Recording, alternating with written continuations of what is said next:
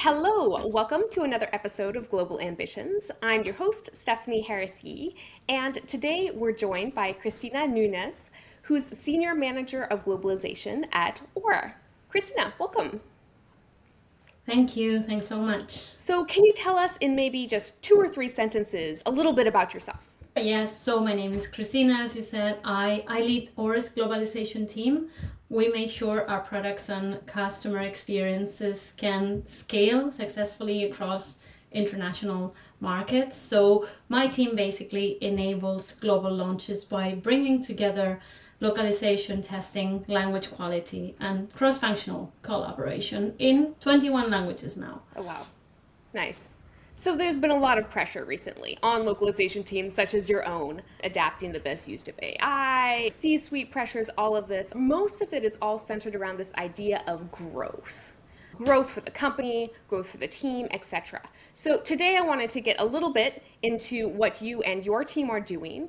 So with this push for growth becoming even stronger these days, how have you and your team been adjusting? I think here at ŌURA, the biggest shift has been moving from processes that work well at a smaller scale to processes that can support a much larger global organization. So we went from semi-startup or startup to a probably more mature company.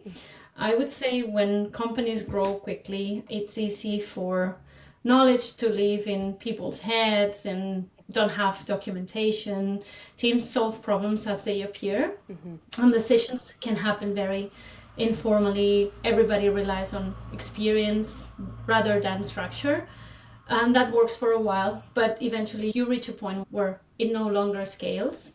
Now supporting 21 languages across a very, very broad ecosystem, not just the app, but customer support, emails, and so on. We need much more. So at that scale, consistency becomes just as important as speed. A large part of our work has been building stronger foundations, improving documentation, creating clearer workflows, defining repeatable processes, strengthening handoffs between teams, and making planning much more predictable. But also, and I want to add here, we also have to take a look at ourselves and recognize that our internal team is intentionally small. There are only 3 of us internally.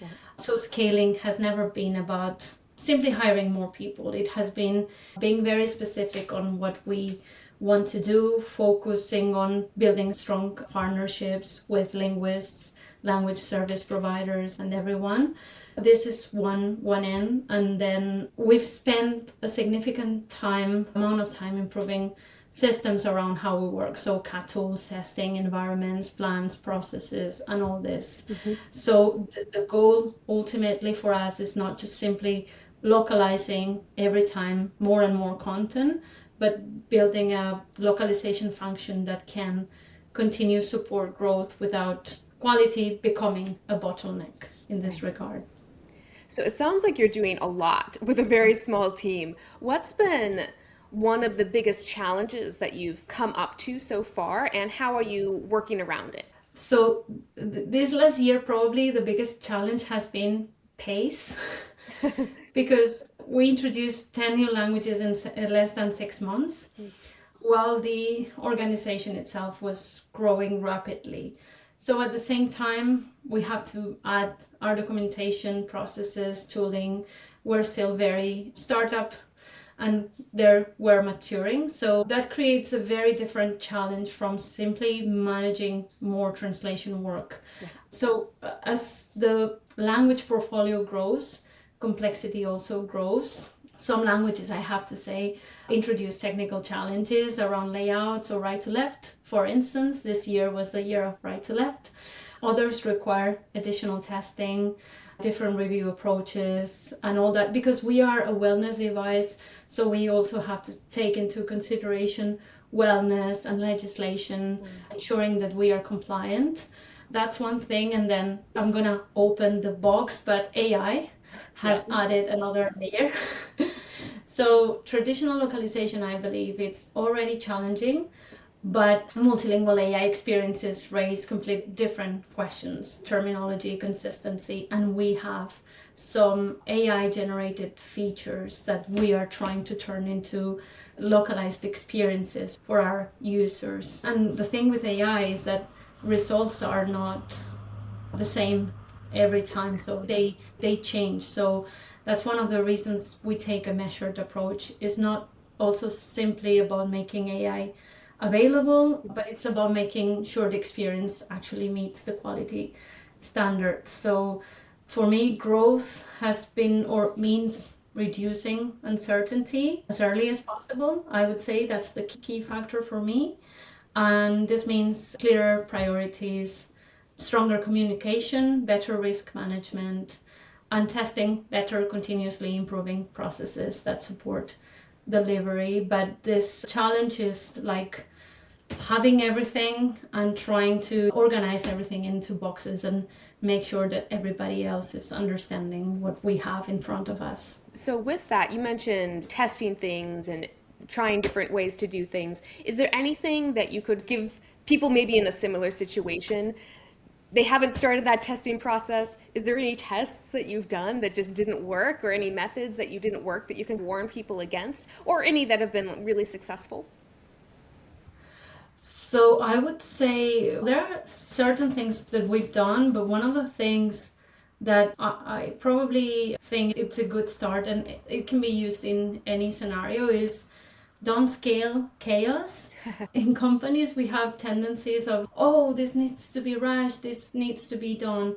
And yes, of course, we have to be aware of timelines and we have to be aware of things, but we try not to, scale chaos. If something is incomplete, documentation needs reworking, workflows depend on individual knowledge, or tools are not configured properly, those problems become exponentially harder as the organization grows. That's something that you have to sit, because we live hectic times and we don't have time to think, but you have to sit, think, and maybe you need to sit with other people on your company and decide, okay, what's the direction that we want to follow?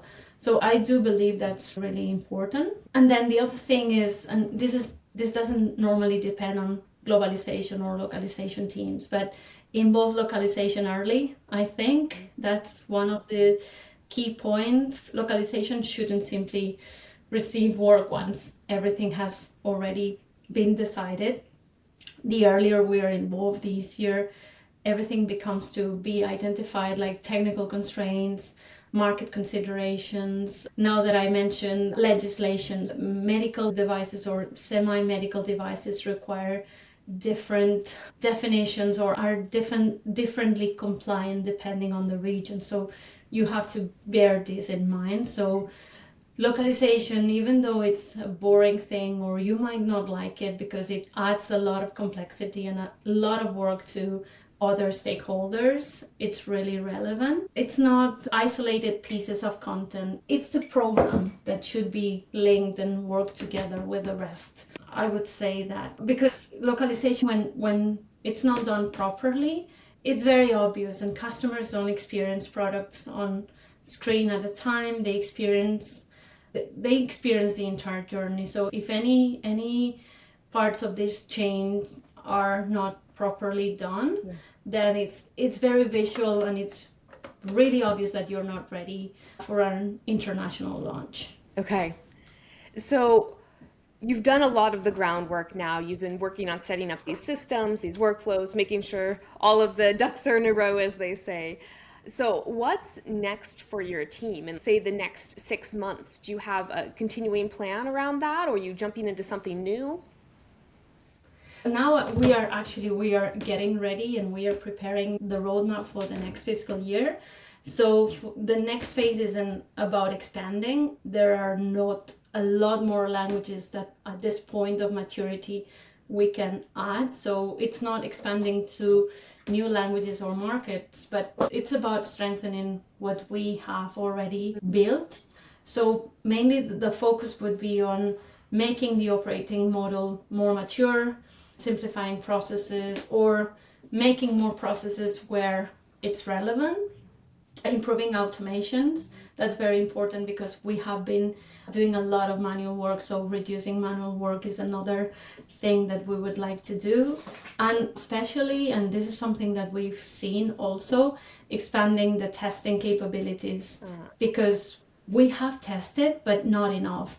And now that we can add QA automation and QA testing, we will add that to our workflow. This doesn't mean that we are not using humans, not at all. I think we are going to be using humans for what it makes sense, but we should use AI where it makes sense. I'm very excited specifically about where AI can take us internally, because it can help us keep up with growth, because it has the potential to improve how localization operates, from quality assurance to content creation workflows and decisions. I would say we would need to ensure that the foundations are solid. I would say the foundations are stronger today than they were a year ago, which means we have more opportunities to innovate instead of simply reacting to growth. Yeah, yeah. Oh, that's awesome. Yeah, that's something that I've definitely noticed in my team as well. Just especially if you're in a small team, AI has really given us the opportunity to have a little bit more breathing space in some areas. So that's great. Okay. Yeah.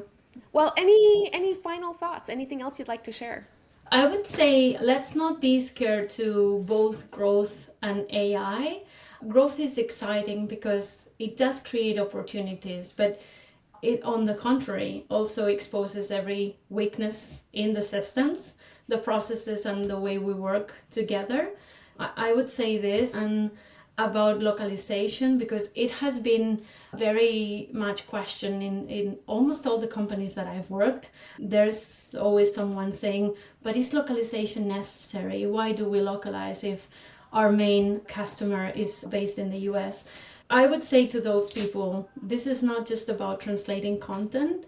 Localization, it's about building operational foundations that allow a company to grow internationally. The most rewarding part of the job is not just launching another language and adding more languages to our list, but it's building a system that makes the next launch better than the last. And every time you release something or every time you add a new language, you learn from the previous experiences and you are one step closer to maybe not perfection, but you're one step closer to do things properly, better, and without doing so many iterations, I would say. Okay. Well, thank you so much, Christina. And yeah, I really appreciate your insights, and I'm sure the folks listening will as well. Thank you, Stephanie. Thanks for everything.